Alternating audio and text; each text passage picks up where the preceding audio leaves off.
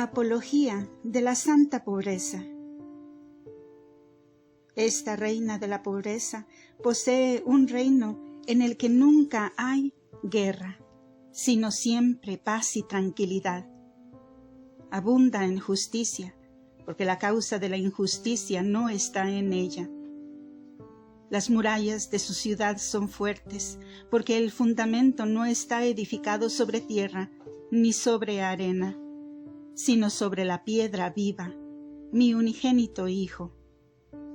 En ella hay luz sin tinieblas. La madre de esta reina de la pobreza es el abismo de la caridad. El ornato de esta ciudad es la misericordia, porque ha echado fuera el tirano de la riqueza que obraba con crueldad. En ella hay benevolencia para con todos los ciudadanos, es decir, la caridad para con el prójimo. El alma que se desposa con esta dulce reina de la pobreza se hace señora de todas estas riquezas. Esta esposa libera a su esposo de las preocupaciones del mundo y de las riquezas. Quita la amargura y transmite dulzura. Vacía el alma de todo amor desordenado y la deja ligera, y lo llena del manjar de las virtudes, que dan grandísima suavidad. Ella quita toda zozobra al privarla del amor servil y le da plena seguridad. Todas las virtudes, todas las gracias y gustos que el alma pueda desear, y más de lo que pueda desear, halla el alma que toma por esposa a esta reina de la pobreza. No teme las intrigas, porque no hay quien le pueda hacer guerra. No teme el hambre ni la escasez, porque por la fe espera en mí, su Creador, del que procede toda riqueza y providencia con que siempre la alimento y sustento. ¿Ha habido alguna vez un verdadero siervo mío desposado con la pobreza que haya perecido de hambre? No, por cierto, pero sí ha ocurrido entre que abundan en riquezas materiales, los que confían en ellas y no en mí. Permito que sufran ciertamente los que están desposados con la pobreza, para hacerles crecer en la fe y en la esperanza, y premiarles sus trabajos, aunque jamás les faltare en las cosas necesarias. Desean la muerte y la vida les causa disgusto e impaciencia, no por el deseo de huir del trabajo y de la fatiga, sino para reunirse conmigo, que soy su fin. Al llegar la muerte, no se duelen de dejar las delicias y riquezas del mundo, pues las han despreciado antes con toda su alma. Así que por cualquier parte que lo mires, hallas en ellos la paz perfecta y todo bien. Mientras que los miserables que poseen con amor desordenado sufren intolerables penas, aun cuando a veces por fuera aparenten demostrar lo contrario. ¿Quién no habría juzgado al pobre Lázaro en la mayor miseria y al rico Epulón viviendo con gran alegría y descanso? Y sin embargo, no fue así. Mayor pena sufría aquel rico con sus riquezas que el pobre Lázaro cubierto de lepra, porque en él estaba viva la voluntad sensual, de la que procede toda pena, y en Lázaro estaba muerta. Lázaro tenía su voluntad puesta en mí, en el trabajo le daba refrigerio y consolación, y cuando terminaron sus vidas, Lázaro fue a la vida eterna, y el rico al infierno. Así que los ricos viven tristemente, y mis dulces pobres alegres. A estos yo les doy la leche de abundantes consolaciones, porque lo dejaron todo, lo poseen todo. El Espíritu Santo nutre sus almas y sus cuerpos en cualquier estado que se encuentren. Mira pues, hija querida, qué gran descanso y deleite gozan mis queridos pobrecitos. Conclusión. Te he mostrado cómo mi providencia envuelve a toda clase de personas, desde el principio hasta el último momento. Todo lo hago con el fin de que seáis santos. Esto no lo advierten los hombres perversos del mundo, privados como están de la luz. Ellos no comprenden mis obras y se escandalizan de mí. Sin embargo, yo les espero hasta el último momento. Oración de Santa Catalina. Entonces aquella alma, como ebria, enamorada de la santa pobreza, se sentía transformada al ver el abismo de aquella providencia suma, y decía al sumo y eterno Padre: «Oh Padre eterno, fuego y abismo de caridad, oh eterna belleza, eterna sabiduría, oh eterna bondad, oh loco de amor, ¿necesitas acaso de tu criatura? Sin embargo, así lo parece, porque obras de tal manera como si sin ella no pudieses vivir, siendo así que tú eres vida y que todo tiene vida por ti, y sin ti nada vive. ¿Cómo has enloquecido de esta manera? Te enamoraste de tu obra, te complaciste y te deleitaste con ella en ti mismo, y quedaste ebrio de su salvación. Ella te huye y tú la buscas. Ella se aleja y tú te acercas a ella. Ya más cerca de ella no podías estar, pues llegas hasta vestirte de su humanidad. Y yo, ¿qué diré? Te doy gracias, sumo y eterno Padre, por la bondad desmesurada que me has manifestado a mí, miserable e indigna. Parte 5. Sobre la obediencia. Petición de la Santa y respuesta de Dios. Padre eterno, deseo que me hables ahora de la virtud de la obediencia, para que me enamore de ella. Dime dónde la puedo hallar, cómo puedo perderla y cuál es la señal clara de que la poseo o de que estoy desprovisto de ella. Entonces, el eterno Padre, condescendiendo a su deseo, le dijo: hallarás cumplidamente la virtud de la obediencia en el dulce y amoroso Verbo, mi Hijo unigénito. Fue tan pronta en él esta virtud que para cumplirla corrió a la afrentosa muerte en la cruz. ¿Qué es lo que te hace desobedecer? Fíjate en el primer hombre y verás qué es lo que le hizo desobedecerme. La soberbia, nacido del amor propio. Por esto perdió la vida de la gracia y su inocencia, y cayó en gran miseria. Y no solo él, sino que con él cayó todo el género humano. La señal de que posees la virtud de la obediencia es la paciencia. Por el contrario, la impaciencia te demuestra que no la tienes. Nadie puede llegar a la vida eterna sino obedeciendo, y sin la obediencia nadie entrará en ella, porque su puerta fue abierta con la llave de la obediencia y cerrada con la desobediencia de Adán.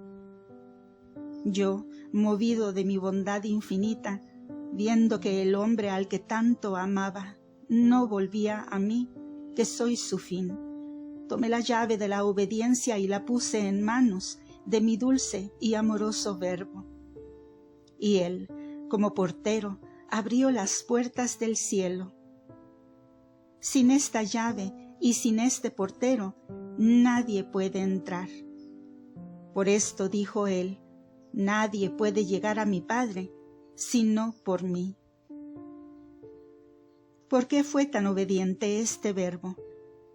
Por el amor que me tenía y por vuestra salvación. ¿De dónde procedía este amor en él? de la clara visión con que veía la Trinidad eterna.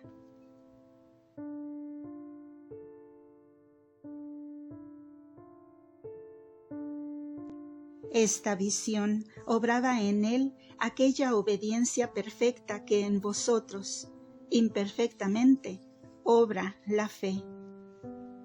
Él fue obediente a mí, a su Padre eterno, y por esto corrió como enamorado por el camino de la obediencia. Pero el amor nunca va solo, sino acompañado siempre de las demás virtudes, ya que todas tienen vida por la caridad, aunque en Jesucristo estuviesen las virtudes en grado muy superior al vuestro. Entre estas virtudes está la paciencia, meollo de la caridad y clara señal de que el alma está en gracia y me ama de veras. Obediencia y paciencia siempre van unidas, pues no se abandona nunca la una sin perder la otra. O las tienes ambas o no tienes ninguna. La obediencia se alimenta de la humildad. Es obediente el que es humilde, y humilde en la medida en que es obediente. La humildad se adorna del desprecio de sí mismo, de los oprobios, ultrajes y del deseo de agradarme. ¿En dónde encuentra esta humildad? En el dulce Cristo, Jesús, mi Hijo unigénito. Nadie se abatió más que Él, que estuvo lleno de oprobios, burlas y afrentas. Se despreció a sí mismo para agradarme a mí. ¿Y quién fue más paciente que Él? No se le oyó ni un grito, ni una queja. Con toda paciencia abrazó las injurias y como un enamorado llevó a perfecto cumplimiento la obediencia que yo, su Padre, le había impuesto. En Él, pues, encontraréis la obediencia perfecta. Él os dejó esta regla y doctrina, que primero observó en sí mismo. Él es el camino, según dijo, yo soy el camino, verdad y vida. Y quien anda por este camino, camina en la luz. Quien anda en la luz no puede tropezar ni ser herido, sin que se dé cuenta, porque ha quitado de sí las tinieblas del amor propio, por las que caía en la desobediencia. Pues, como te he dicho, la compañera y la fuente de la obediencia es la humildad. Todos debéis leer en este glorioso libro, Jesucristo, donde encontraréis escritas todas las virtudes. Toda vuestra fe está fundada en la obediencia, pues en ella demostráis si me sois fieles o no. Mi verdad os ha enseñado los mandamientos a todos. El principal es amarme a mí sobre todas las cosas, y al prójimo como a vosotros mismos. Estos mandamientos están tan trabados entre sí que no se puede observar uno sin que se observen todos, ni quebrantar uno solo sin que dejen de cumplirse todos. El que observa estos dos, observa todos los demás. Me ama a mí y a mi criatura, obedece a los mandamientos y a las criaturas por mí, sufre con humildad y paciencia todo trabajo y calumnia del prójimo. Es tan grande la excelencia de la obediencia que por ella habéis recibido todos la gracia. De la misma manera que por la desobediencia os ha venido a todos la muerte. Pero no basta que únicamente el Verbo obedezca, y no vosotros. La obediencia es la llave que abre el cielo, y esta llave la puso en las manos de su vicario, el Papa. Este vicario la pone en manos de cada uno al recibir el santo bautismo, en el que promete renunciar al demonio, al mundo, a sus vanidades y placeres. Cuando promete obedecer, recibe la llave de la obediencia, de modo que cada uno, en particular, la tiene, y es la misma llave del Verbo. Si el hombre no se deja conducir por la fe y amor hasta abrir con esta llave la puerta del cielo, jamás entrará dentro a pesar de haber sido abierta por el Verbo. Os creé ciertamente sin vosotros, que no me lo pedisteis, y os amé antes que existieseis, pero no os salvaré sin vosotros. Te conviene, pues, llevar en la mano esta llave, andar y no sentarte, andar por el camino y la doctrina de Jesucristo. No te sientes, es decir, no pongas el afecto en las cosas finitas, como hacen los necios que siguen al hombre viejo, vuestro primer padre, y hacen lo que él hizo. Él arrojó la llave de la desobediencia al lodo de la inmundicia, machacándola con el martillo de la soberbia y dejándola enmohecer en el óxido del amor propio. Mas vino el Verbo, mi unigénito Hijo, y tomó en sus manos esta llave de la obediencia y la purificó en el fuego de la divina caridad. La sacó del lodo, lavándola con su sangre. La enderezó batiendo vuestras maldades sobre el yunque de su propio cuerpo. La forjó de nuevo tan perfectamente que siempre que el hombre la eche a perder voluntariamente, mediante mi gracia y con estos mismos instrumentos, la puede reparar. Hombre ciego, que después que has echado a perder la llave de la obediencia, no te cuidas de repararla. ¿Crees acaso que la desobediencia que te cerró el cielo te la va a abrir? ¿Crees que la soberbia te subirá a él? ¿Crees poder ir a las bodas con el vestido desgarrado y sucio? ¿Piensas andar quedándote sentado y estando atado con los lazos del pecado mortal y poder abrir la puerta del cielo sin su llave? Ni te lo imagines siquiera, que te engañarías. Es necesario que te desates. Sal del pecado mortal por la santa confesión, contrición de corazón, satisfacción y propósito de no ofenderme más. Entonces te despojarás del vestido feo y sucio, correrás con el vestido nupcial, con la luz de la fe y con la llave de la obediencia en la mano a abrir la puerta. Átate esta llave con el cordón de la virtud y desprecio de ti y del mundo. Átatela a tu cintura, buscando agradarme a mí, tu Creador, para que no la pierdas. Debes saber, hija mía, que muchos los que toman esta llave de la obediencia, pero la llevan en la mano, sin atársela con el cordón a su cintura, es decir, no desean agradarme del todo, sino que más bien buscan agradarse a sí mismos. No se han atado el cordón de la humildad deseando ser despreciados.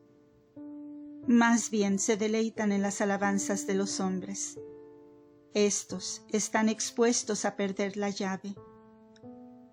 Basta que sobrevenga un pequeño trabajo o una tribulación espiritual o corporal. Si no tienen mucho cuidado, muchas veces, al aflojar la mano del amor, la perderán. Cierto que mientras vivan, si quieren, la pueden volver a encontrar, mas si no quieren, no la encontrarán jamás. ¿Quién les dará a entender que la han perdido? La impaciencia, porque la paciencia iba unida con la obediencia. Al no ser pacientes, demuestran que la obediencia no está ya en sus almas. Cuán dulce y gloriosa es la virtud de la obediencia, en la que están todas las demás. La caridad la concibe y la da a luz.